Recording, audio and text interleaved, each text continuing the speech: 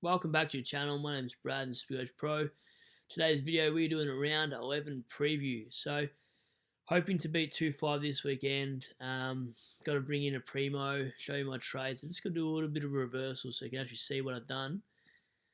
It was originally in the preview video I was going to bring in Cleary, but he's been omitted for Duray, and the other option was to bring in Bont. That really stuffs up my reasoning for actually doing what I'm about to do here. Cooper Stevens' job security isn't the guy I'm actually bringing in for a rookie, which is quite surprising for the midfield.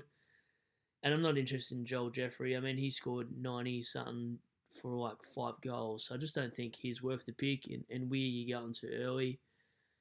And for mine, like, English is actually rucking with Sweet. So I feel like that's pretty irrelevant. Bruce,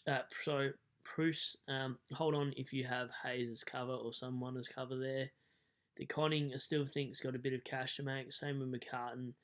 And Carroll's been dropped, so he could be your Oipol if he's not named as a sub on the Sunday game. So that's just my thoughts about the trade out and trade ins there. The magic player is Sinclair. Probably thinking, why Sinclair? Well, he's taken a lot of the kickouts, similar to Doherty, really, back there. I think either one of those picks are great. It doesn't ruin my buys either. That's the main thing. You know, round 12, we've got one missing in the back line if everyone plays. Barely missing a player in the midfield. I actually think we're fine for the mids. Ruck, I'm missing one, and forward, I'm missing one. So 3. By bringing in Sinclair, it doesn't hurt my buy structure. Round 13, however, I think I'm a little bit more thin on that. So I'm missing one in the back. With this trade, I'm missing 2 in the midfield and 2 in the forward line. So I'd have to make a trade or two to get the full 18 players for that round, which is fine because I don't plan on trading in round 12.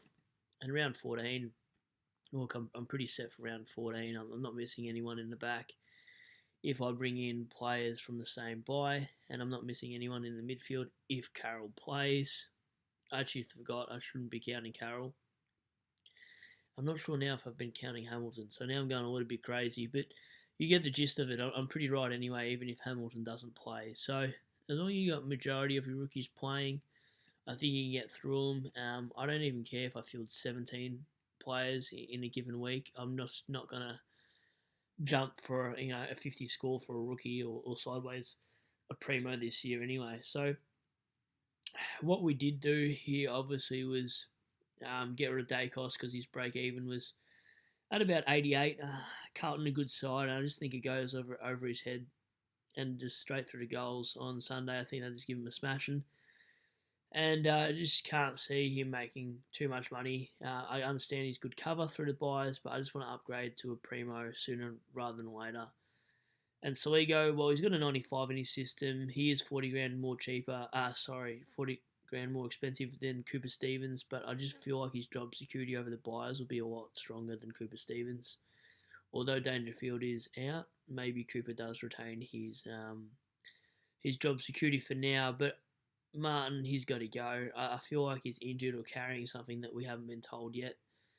And yeah, look, I'll make this one pretty quick.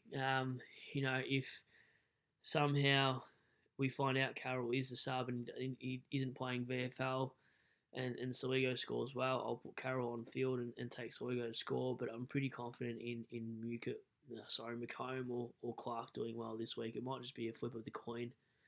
For now, I'm feeling more strong about him because Basilenko is out of the side.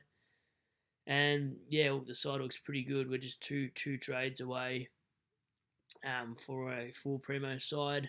And if Bruce ever gets back, maybe I've got to do something here and grab in English. But like I said before, he's playing with Sweet, so I'll just have to wait and see on that. The other option would be maybe a cheaper Gorn in a couple of weeks' time when he really starts to lose some cash. Maybe I can just jump 100 grand there. I have a gut feeling though Bruce will be a late in, and Bob's your uncle. That's the side going into it. Look, if you guys do have any questions, leave them in the comments below. If they're trade questions, I'll definitely answer them for sure. Even VC and C options. going into the week too. Mine's obviously Parker tonight because I'm just being safe with this. Hamilton would be my whoop, obviously, if Parker goes 130 plus into McRae because Basilwenka is not playing. We know when McRae is missing a, gun dogs mid like Bont, he normally plays pretty well and is amongst the ball more often than not. So that's my gut instinct. I don't really trust any of the other guys this week. I feel like, Neil might be tagged by Aish here. Oliver just had a big one, so he's probably due for a quieter one, sort of hot, cold, hot, cold. When I mean hot, cold, I mean like the 170 and then followed up with 105 or something like that. Milner, I can't trust because of his disposal efficiency, and Cripps, just not sure what his role is going forward. Brody would be quite a funny VC. Darcy, I thought about if it wasn't gone. And yeah, Dunkley could be not a bad C option, in my opinion, or if you got the Bont, that seems the obvious option there. As for the sneaky VC or C in the back line, I really like Sicily this week, or even Dawson, and maybe Sinclair, but it is at GMHBA, so see how we go. That's the trades for the week. Down to 14. I don't plan on trading next week. And yeah, hopefully you guys score well. Let me know if you have any trade questions in the comments, and I'll answer them as soon as I can. Have a good weekend, guys.